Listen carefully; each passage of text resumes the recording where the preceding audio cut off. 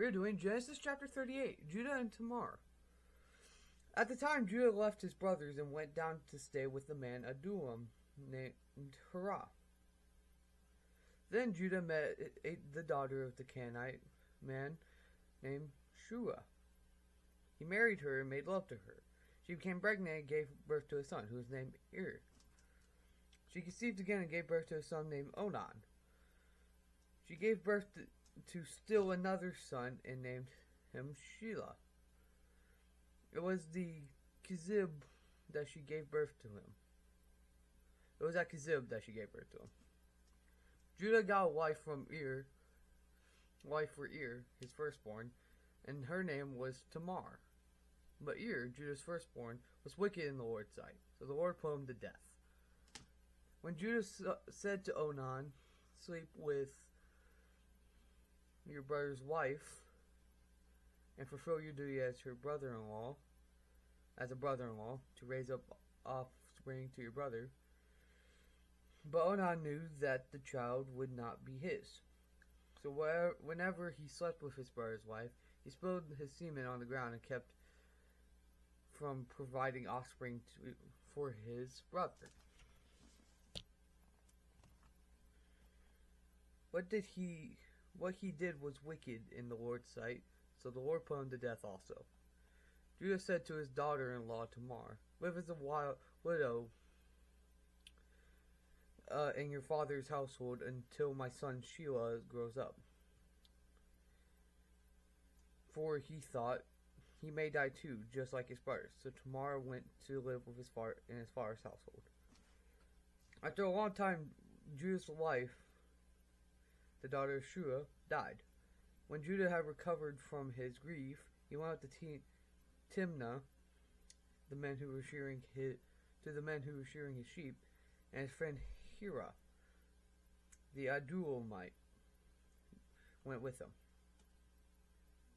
When Tamar was told, "Your father-in-law is the only way to Timnah to shear sheep," she took off her widow's clothes, covered herself with the veil, and disguised herself, and sat down at the entrance of Enam, which was on the road to Timnah. For she saw that, though Shelah had now grown up, she had not been given him as his wife. When Judah saw her, he thought she was the prostitute, for she had not covered her face. She had covered her face. Not realizing she was his daughter-in-law, he went over to her by the roadside and said, "Come with me, let me sleep with you." "What will you give me to sleep with you?" she asked. "I'll send you a young goat from my flock," he said. "Will you give me something as a pledge until you send it?" she asked. He said, "What pledge should I give you?" "Your seal is in its cord, and the staff in your hand," she answered. So he gave them to her, and he slept with her, and she became pregnant by him. After she left, she took off her veil and put on a widow's clothes again. Meanwhile, Judah sent out a young goat to his friend Adullamite, in order to get his pledge back to the woman. But he did not find her. He asked his men, "Who lived there? Where is the shrine prostitute who is beside the road at Enam?" "There hasn't been any shrine prostitute here," they said. So he went back to Judah and said, "I did not find her. Besides, the men who live there said hasn't been any shrine prostitute here." Then Judah said, "Let her keep what she has, or she will become a laughingstock. After all, I did send her this young goat, but you did not find her." About 3 months later, Judah was told, "Your daughter-in-law Tamar is guilty of prostitution, and as a result she is now pregnant." Judah said, Bring her out and have her burned to death." As she was brought out, she sent a message to her father-in-law, "I am pregnant by the man who owns thee," she said, and she added, "See if you recognize whose seal and cord and staff these are." Judah recognized them and said, "She is more righteous than I, since I wouldn't give her my son Shelah." and he did not sleep with her again.